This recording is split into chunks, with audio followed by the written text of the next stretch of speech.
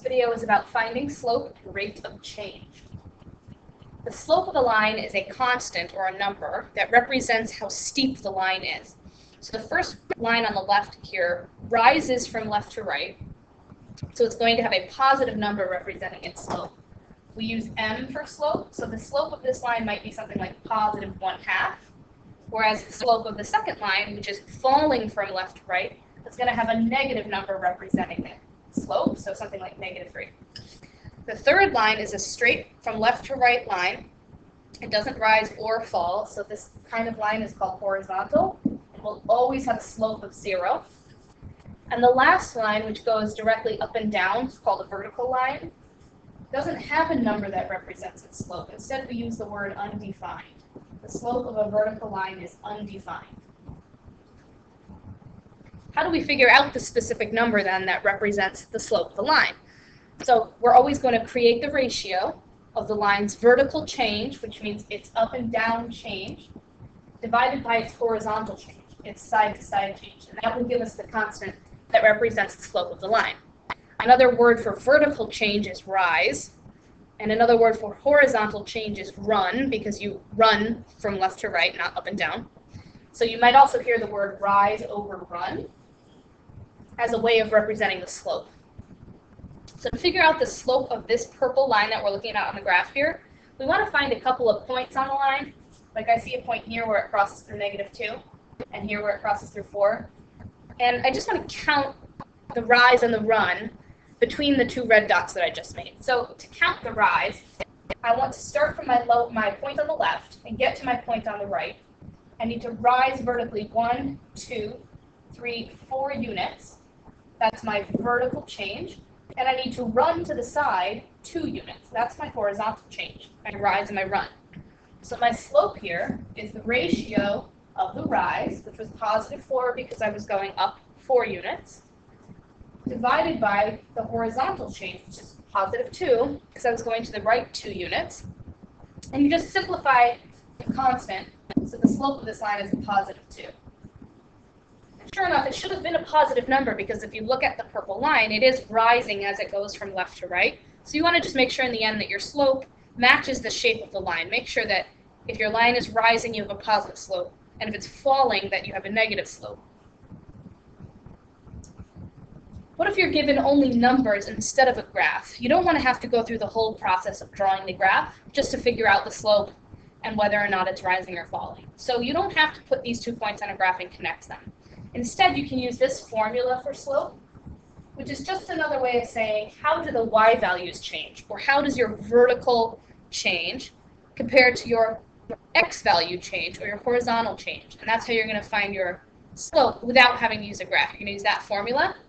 So for this first set of points, m is going to equal the second y value minus the first y value over the second x value minus the first x value. Simplify the top and the bottom of the fraction. 1 minus 1 is 0. 3 minus a -5 is 8. And 0 divided by 8 is just 0. And as we learned from the first slide, a line that has a slope of 0 is a horizontal line. So this is a line that doesn't rise or fall. It just goes straight across from left to right. Let's determine what the next one looks like. I'm going to do the second y value minus the first y value over the second x value minus the first x value. Simplify the top and the bottom. -4 divided by 8. I can reduce that to -1/2. Because it is a negative number as its slope, I know that this is a line that is falling from left to right. Determine this line as second y value minus the first, second x value minus the first.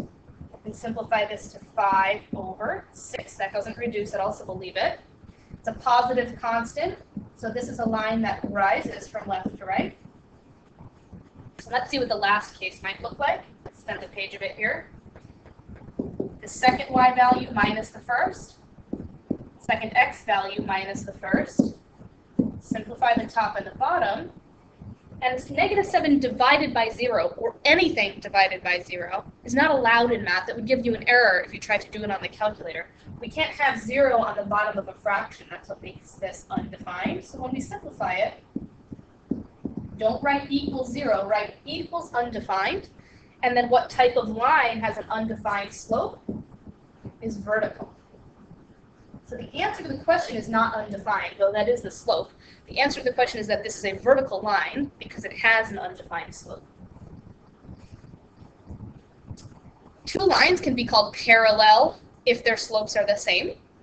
Two lines are called perpendicular if their slopes are what's called opposite reciprocals of each other. So the symbols there underneath the graphs can be a little bit confusing, but all that this means is if the slope of the first line is +3 and the slope of the second line is +3, then the lines would be called parallel lines. And as you can see on this graph, parallel lines are like cats chasing each other's tails, right? They keep rising and running the same exact speed. So they have the same steepness, so they're never going to reach each other. They're just going to continue side by side forever. Perpendicular lines, if the first line has a slope of 3, the second one has the opposite, which means positive becomes negative, and it has a reciprocal, which means you flip the fraction upside down. So the slope of the first line is 3, the slope of the second line would be -1/3. It's the flipped upside down negative version of that slope. These lines would be perpendicular.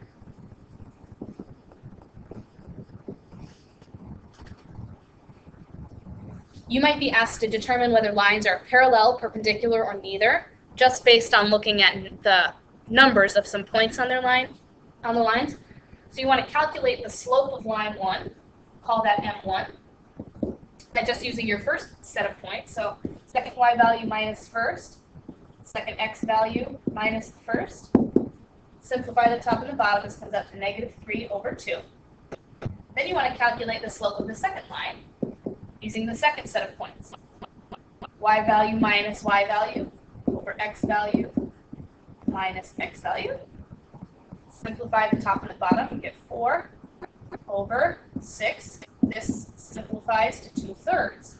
If you compare these two slopes, this one and this one are negative or opposite reciprocals of each other because one's positive, one's negative, and one is the flipped upside down version of the other. So because of that unique relationship in their slopes, we know that these lines are perpendicular.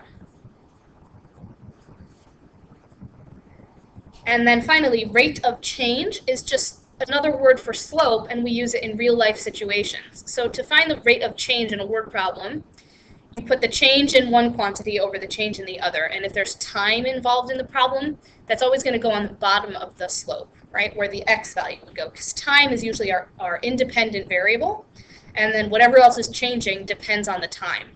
So we're going to put our y value on top and our time on the bottom. So for example, a climber is on a hike. After 2 hours, he's at an altitude of 400 feet. After 6 hours, he's at an altitude of 700 feet.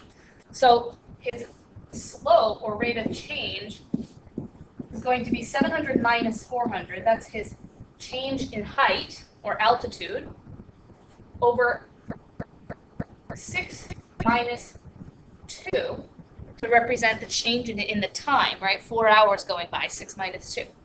We simplify this. The top is 300, bottom is 4. If you can divide it, which here we can, you certainly should, to determine that his average rate of change is 75, and then we have to just put some units on this because it's a word problem. So what is changing here is that he's able to go 75 feet per hour. So that word per should always be found in your rate of change units, right? It's always going to be the change in something per something. And that is all.